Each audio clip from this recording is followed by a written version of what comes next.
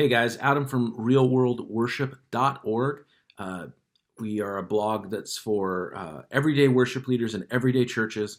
Um, talk about gear on there, but we talk about everything to do with leading worship. But we do these Gear Thoughts videos just for the heck of it. And so today I want to talk about one of my favorite pedals, the Boss Super Chorus.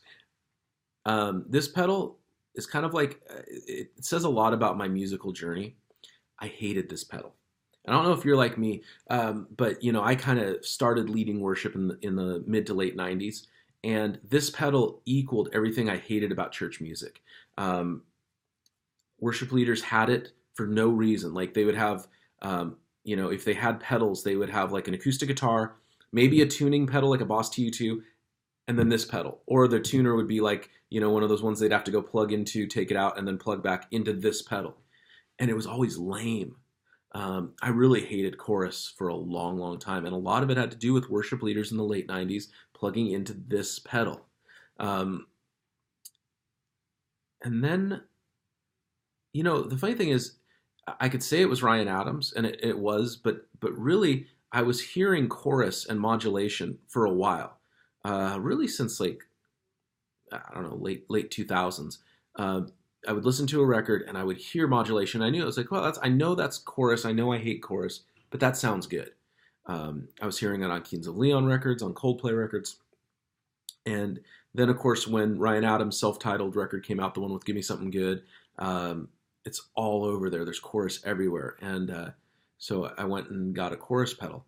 Um, the Boss is not it's not a cool pedal. It's not something that gets hyped. This is one from the '90s, so it's actually analog. It's not digital.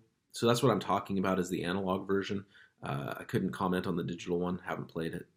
Um, but it really speaks to my own musical journey. I think a lot of times we can get locked into effect. For older players, like spring reverb, they can't hear spring reverb without going to surf rock. And spring reverb has all kinds of other applications, and they just keep going to surf rock. And I think for maybe guys my age, you hear chorus and you go to either grunge or you go to '90s worship music or you go to '80s pop. Like it's a pedal that was very much of its time, but it's now like kind of become this thing that's used all over. And you think about like John Mayer's new record, "Love on the Weekend." There's chorus pedal like all over that song, and it doesn't sound like grunge, or it might sound like what a worship leader in the '90s would have wanted to do if they had the ability, but it doesn't sound bad. So what I love about it is these Boss pedals from the '80s and the '90s, the flanger, the chorus, pedals that are now digital because it's cheaper.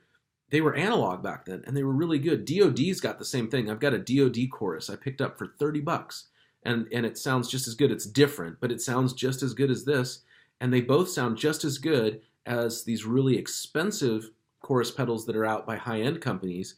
But they were made in the '90s by Boss or DoD or Ibanez, and they all sound really good. They're using really high-quality components, stuff that people like freak out about now, these old chipsets. So,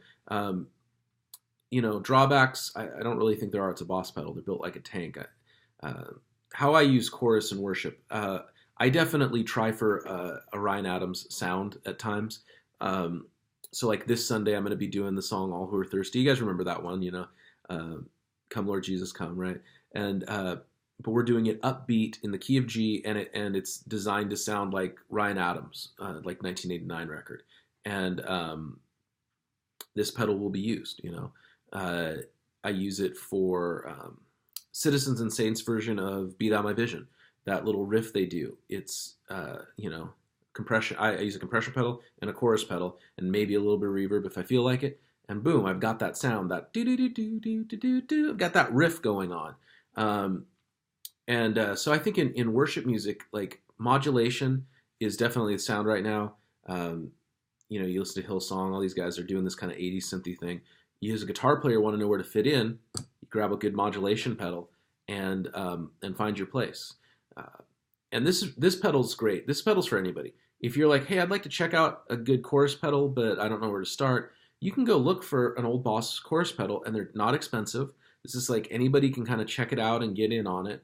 You could also look for like the Electro Harmonix small clone, the DoD I think it's like the FX38 or something like that. But this is that kind of pedal. This is a starter, but it's also a pro level pedal. I mean, a lot of guys. I saw Citizens and Saints in concert in Portland the other week, and they were using this pedal. And Ryan Adams tours with this pedal, and all kinds of guys who are pro level players use this pedal. So I think chorus is a sound that's definitely in, and so I would put one on your board if you have the space. That's my advice. And I think the Boss Super Chorus is a great one to start with, and probably one to keep. All right.